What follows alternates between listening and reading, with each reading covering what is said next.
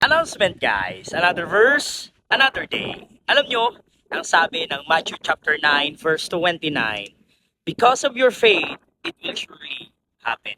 Ano man ang pinapanalangin mo ngayon, ano man ang hinihiling mo ngayon, at ano man ang pinapangarap mo ngayon na gusto mong tuparin ng ating Panginoon, ang kailangan mo lamang ay manampalataya ka. And the Lord will surely, when He will make it happen for you. Gagawin ng Diyos yan. Yung pinapanalangin mo, yung dinidesire mo, ang tanging requirement lang ng ating Panginoon is manampalataya ka. Kagaya ng mga bulag dito sa istorya ng Matthew chapter 9 verse 29.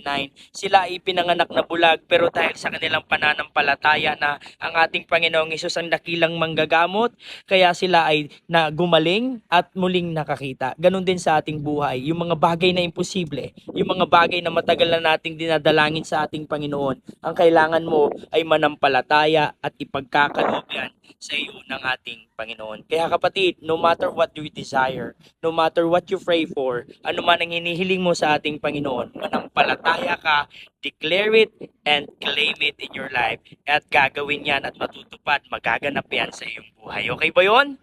Done deal? Done. Knows her name. It's welcome depth is her